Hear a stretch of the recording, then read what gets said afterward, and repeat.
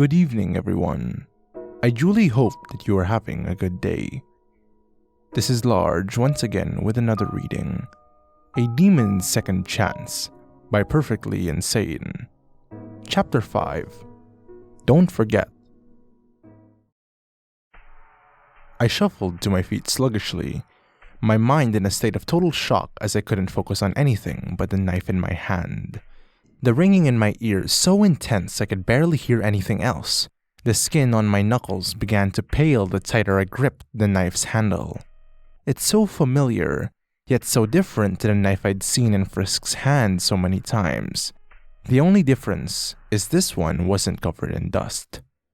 The worst part is how right it feels. Like it belongs in my hand. Like anything else would be wrong.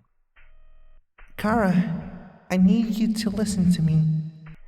Fluttershy's voice sounded far more distant than it was, like it was on the other side of a cave than a few feet away from me. I raised my head, seeing that Fluttershy was standing right outside of whatever was left of the symbol I stood in. Angel was still completely asleep. I glanced to the side to look for Twilight. She stood where she had before, though this time watching me intently, with furrowed eyebrows as her horn enshrouded with magic. I got the feeling that if I made one more move she didn't like, I'd either be pinned to the ground or off it. I could make out Spike standing behind her, shaking and too afraid to even look at me. Kara, drop the knife, please. Her voice was so soft that it almost masked how scared she was of me. Almost. Despite her attempt at a motherly tone, she was begging me to stop. She couldn't even look me in the eye. I gripped the wrist of my right hand with my left, struggling to relax myself. More than anything, in that moment, I wanted to let go, but it's harder than it should be. The muscles in my hand tightly coiled, and the handle dug into my skin to the point of being painful. However, it's like my hand has a mind of its own. It doesn't want to let go. I forced it open with a concerning amount of effort, but what worried me more was the lack of sound after the knife slipped out of my grip. One moment it was halfway out of my hand, the next it evaporated into nothing. Along with it, any speck of magical power that was left over vanished, leaving me with a physical fatigue that I can only describe as nearly totally drained. At least my mental state matched my physical one, now, more or less. I ran my eyes over the room to see how much damage I caused, relieved to see it wasn't as bad as I was afraid it would be. It didn't get any worse than cracked windows and books thrown off shelves, which I still felt bad about. I can only hope Twilight has some sort of spell for mending them, and none of the books thrown off the shelves were damaged at all. Twilight, she's not dangerous. Please, calm down. Twilight's eyes darted to Fluttershy's, hovering there and squinting for a moment, as dozens of ideas and questions raced through her mind, then stopped as she let most of the tension leave her body. Her horn dulled as she closed her eyes, bringing her hands together and lacing them as she took long, drawn-out breaths. It might have been my imagination, but I think I could make out her lips moving wordlessly. I'm sorry about that. It's just something about the magic made me afraid in a way only Nightmare Moon did. You sounded like you were using the Royal Counterlot voice, and your eyes were scary. My eyes? My eyes? I felt an urge to find something with my reflection to see what she was talking about, but I ignored it and rubbed my face against my sleeve to try to get rid of the irritating sickness and black stuff that came from my eyes. Even after getting most of it off and painted my sleeve almost black, I didn't feel any better. No, I'm sorry about the windows and the books and... I brought my hands to my shoulders as I shuddered, a wave of cold washing over my body like someone had just poured a bucket of ice over me, but from the inside. I just lost control. I didn't know what happened. I didn't want to hurt anyone. Really? My head dropped in shame. I really hated the fact that I'd been trying to keep myself in check since coming here, only to lose it when it mattered most. Fluttershy glanced at me out of the corners of her eyes, noticing my sudden shivering and frowning in concern. I couldn't tell if she's worried about me or afraid I would lose control again, and that thought made the pit in my stomach deeper. The deafening silence didn't last long, as I heard Twilight sigh. No, it's my fault. You're a new species, with a new kind of magic I'm not familiar with. And a magic surge is already an innately hard to calculate thing. I should have taken more precautions, been more prepared. Spike was still hiding behind Twilight, but began peeking around and looking at me in alarm. He took a deep breath and stepped out, his hands behind his back and smiling sheepishly as his eyes started around in every direction but mine. I definitely wasn't scared.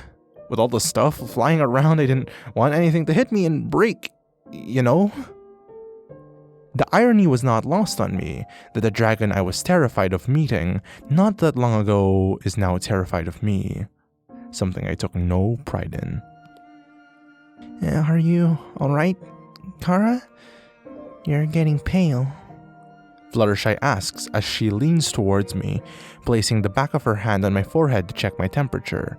I reflexively clutched my hands at the physical contact, but managed to stifle any other reaction. I'm more or less getting used to it from just her, which I'm certain was because she reminds me so much of Toriel.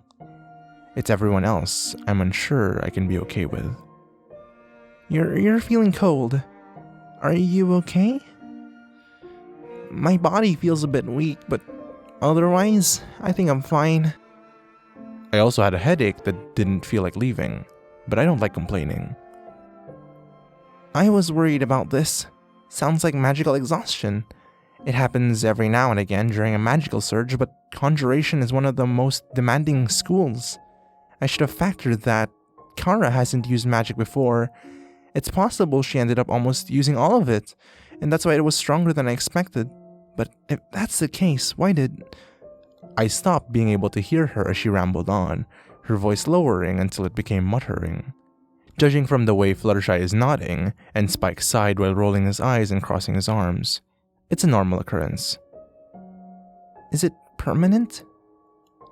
My question snapped her out of her tangent as she looked up at me, her horn lighting up again. No, it usually passes on its own. However, I recommend keeping your body temperature up as you're a lot more susceptible to getting sick. Here, this should help. My body flashed with magic, the sinking heaviness leaving and a comforting warmth began to overtake the cold as energy coursed through me. Similar to when I tried coffee once after Toriel left her cup in the kitchen, but without the bitter taste. That was an invigoration spell. It should last long enough for you to get back to Fluttershy's. Take it easy for a bit while I look into a few things and start cleaning up this mess. There was a hint of annoyance in her voice that made me cringe out of guilt, watching as she turned to one of the windows and enshrouded it in her raspberry magic. There was a hint of annoyance in her voice that made me cringe out of guilt, watching as she turned to one of the windows and enshrouded it in her raspberry magic. The cracks began to disappear, like it's breaking in reverse. The magic in this world has a lot more uses than I thought. Here's your backpack. I glanced down and I saw Spike holding up my backpack, his face behind it and his hand still shaking. I'm glad this backpack is apparently impossible to completely destroy, as his claws were digging into the fabric. Thanks. I took out of his hands and slipped it on. Spike, I didn't mean to scare you. I'm sorry. You didn't. You just startled me, is all. I gave him an empty smirk, but I don't think that convinced him any more than he convinced me. Fluttershy and I started heading back to her cottage, the trip there somehow more awkward than to Twilight's. While physically I was energized thanks to Twilight, The constant trepidation from being watched left a feeling of conflict and unease that kept me on edge the entire time. However, there was one thing that happened that kind of stuck out. An absurdly pink pony person who literally bounced with every step halted mid-jump as she saw me, like all of time stopped just for her. Her eyes locked onto me and froze into place as her jaw dropped, somehow staying balanced on one leg. I wanted to say something, but I wasn't sure if I should, unable to take my sight off the pony to see Fluttershy's reaction. I almost said something, but the second I opened my mouth, she squealed excitedly and shot off, leaving a smoke outline of her that got blown away in the wind, despite there having been no wind at all. What bothered me about the rest of that trip back was how no one else even batted an eye at her. I remember Fluttershy mumbling something along the lines of, "I wonder where Pinky's been," and then we just continued without a question. I know I heard the name Pinky somewhere before, but seeing her made me realize how fitting a name that actually is. I let out a relieved sigh whenever the door shut behind us. The animals around the cottage and some of the birds in it a very welcome sight. The clock said we'd only been out for 2 hours, but it felt much longer than that. Fluttershy began walking forward and talking to the perched birds, then shaking Angel awake. He gave an annoyed chirp as he adorably rubbed one eye, glancing at me and chirping something else at Fluttershy, who said something I couldn't hear. I took the backpack off and pulled out the clothes Rarity gave me and hung it over my left shoulder, pulling out one of the butterscotch drops and placing it into my mouth. This is the second time I've had butterscotch by itself, so I find it good, but missing something. Ironically, cinnamon isn't the first thing that comes to mind. Something stronger would fit. Something with more texture. Chocolate. I muttered to myself, deciding not to get another one, and picking up the backpack in my other hand. What needs chocolate? Nothing. I'm gonna take a bath. I began walking up the stairs as hastily as I could, trying to push off the conversation I dreaded more the longer it didn't happen. Kara. I stopped, halfway up the stairs. Fluttershy's firm voice, something I didn't have the gall to pretend I didn't hear. I gripped the rail and kept my gaze straight, unable to bring myself to look at her. I'm here for you, if you need to talk. Always. Something about the way she said that made my chin tremble, the tightness that had been in my chest since our talk at Rarity's loosening. I let out a shaky breath and walked up the rest of the stairs. Once the bathroom door clicked, a comfort washed over me now that I'm alone. I enjoyed being around Fluttershy most of the time, but meeting new people and being watched by dozens of pairs of eyes left me more than exhausted than almost anything else. Everyone needed their alone time. I just needed more than most. I walked up to the toilet and lowered the lid, laying the clothes Rarity made for me on top and backpack beside it. I turned the bath on and walked towards the mirror, not putting the towel over it yet. I needed to check my eyes. My fear was somewhat alleviated when my reflection showed very little of black ink still on my face, so little it resembled leftover mascara and easily removed with water. I began taking off my clothes, almost anxious to see the bite scar on my shoulder. I've had plenty of chances to look at it before, but like most things I don't want to deal with, I kept putting it off. It looked a lot older than it is, likely due to whatever magic Twilight used to heal it. A bright white and faded outline of the teeth that covered most of my shoulder, so deep that I could make out each tooth. I ran my finger over it and felt how rough the skin is compared to everywhere else, a sensation eerily familiar to me. The more things change, the more they stay the same. Right, Azzy? A ghost of a chuckle left my lips, the hand that was on the scar hovering onto the locket. I closed my eyes as I held it and pretended I'm back at the dreamer home, tracing the symbol as I'd done many times before. I sighed and opened my eyes, taking the necklace off along with the rest of my clothes. Once folded, I laid them on the ground with only my underwear left on. The black stain on the sleeve of my shirt reminded me that I needed to get them cleaned, but that's a problem for future Kara. Even though this is my first time taking off a bra, it felt natural as I reached around and undid the clasp, the cloth holding my breasts falling to the floor. The second it left out, I let out an involuntary gasp, surprised at how nice it felt not to be wearing one. I could breathe much easier, and the freedom made me never want to put on a bra again. Even when I do, I'm pretty sure I'll just be thinking of taking it off. Realizing the satisfaction of removing underwear made me remember the suspicious smile Rarity had on when she said something about the set she mailed me. Realizing the satisfaction of removing underwear made me remember the suspicious smirk Rarity had on when she said something about the set she made me. I lifted the shirt on the toilet and discovered that the Marshmallow Diva put the underwear set in between the shirt and pants so I wouldn't see them up until now. They're less simple than the ones I had on before, a dark black with one ribbon on each strap. I can tell the cups are going to fit near perfectly without having to put them on, but some part of me knows I'd still prefer not to wear them. I turned around and put them in front of me so it looked like my reflection was wearing it. I don't understand why Rarity went out of her way to make something so frilly, especially when no one but me will be seeing it, unless Twilight needs to inspect my body again for some reason. I can't really complain. I did tell Rarity she can do whatever she wanted when making them. The only problem I really have with it is the color. Black isn't the color I'm very comfortable with. I put them back into the pile, turning off the water and dipping my hand in it to make sure it wasn't too hot. I almost couldn't control the moan that came out of me as I lowered my body in, the sensation of entrenching myself into near perfect temperature water, a feeling I had no idea I missed until I experienced it again.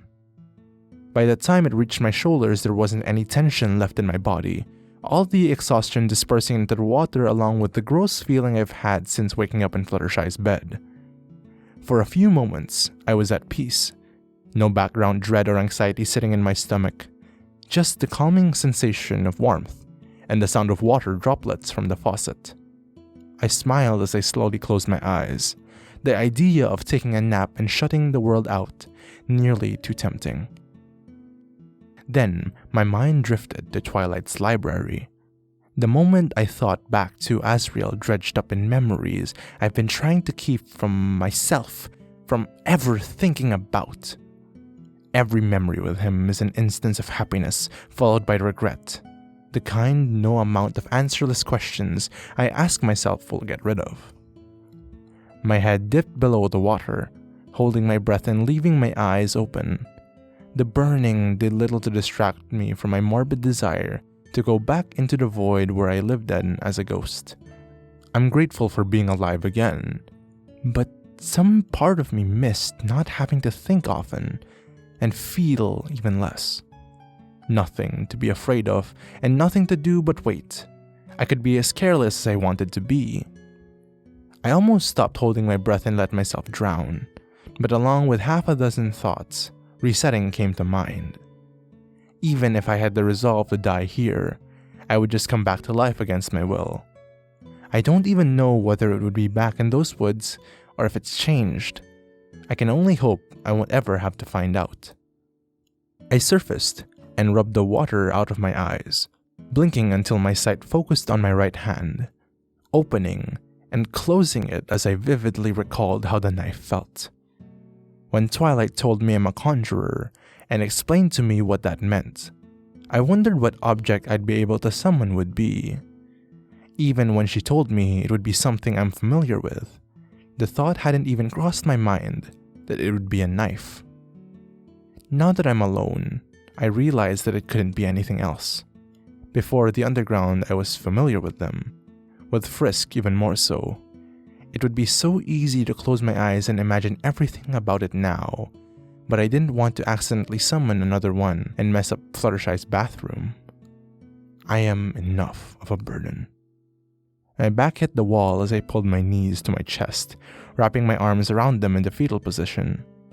With nothing distracting me, everything I've been pushing down until now rushed to the surface, my eyes beginning to burn again.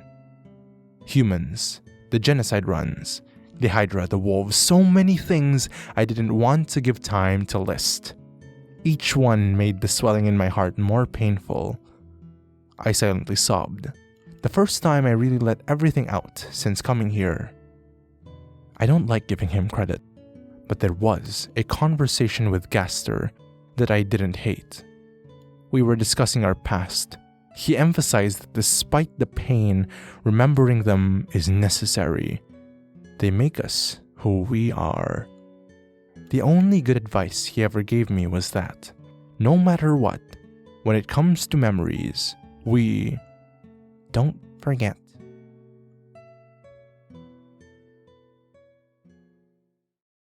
Thank you, everyone, for listening to this reading of A Demon's Second Chance. Please check out Perfectly Insane in the Fanfiction description down below. And as always, I will see you in the next reading.